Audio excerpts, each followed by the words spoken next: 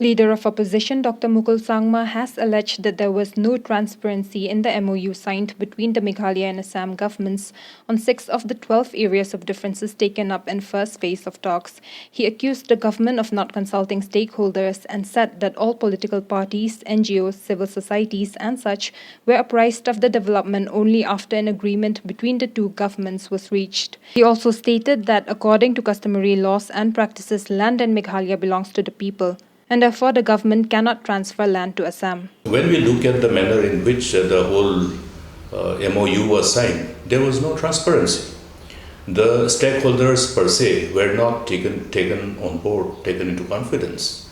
And as we interact more with the people, then we know actually how the things have been done. And if we look at the whole stories that is emanating from the ground zero, then I have reason to believe that the overall engagement that they embarked upon by constituting some kind of so-called regional committees were only for the sake of embarking upon some exercise and with an intent to play to the gallery.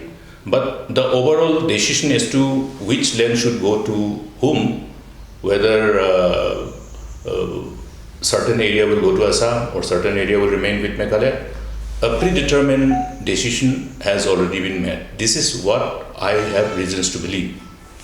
And therefore, now you are talking about give and take. Tell me one particular area which was given by Assam, or in other words, which was as the outcome of the negotiation which came to Meghalaya. Tell me one. Other than the areas falling under the areas of difference, which has been an integral part of the state of Meghalaya, keeping in mind that all this land becomes part and parcel of different himas, the people of the state didn't know. And the irony is that, which is again condemnable, highly condemnable, is that only after they have inked the MoU by both the states, they have called the NGOs, they have called the civil society organizations. Only after that they have called the political parties for a meeting. That means only after they have arrived at certain decisions, they have invited other political parties. So there is a reason to believe that everything has been decided much before then actual official negotiation that took place at the level of the two chief ministers.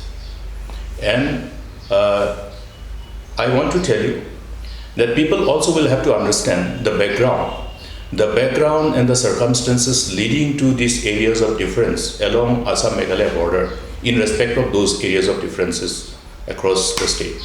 Numbering 12. It is precisely because people did not accept, the people of the state did not accept, refused to accept. That's why the area of difference. Now also the people are not accepting. We are not accepting on behalf of the people.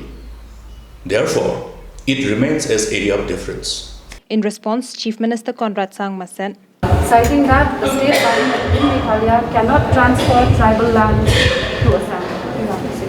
I don't know with basis of this entire point that they're mentioning, but here we are looking at administrative control, and as I said, once the parliament decides, then it will go ahead with things. So therefore, right now, the situation is that we have identified the villages and the rough area which should be there. The survey of India will now go into the actual, inch by inch calculation, which tree, which stream, which building should be in which site. That will be the second exercise. And once that is complete, then it will go to Parliament. And once Parliament ratifies it, then it will be fully authenticated. And therefore, in that situation, it is the highest body in the House that's going to pass it. So I don't see any reason why it should not be acceptable.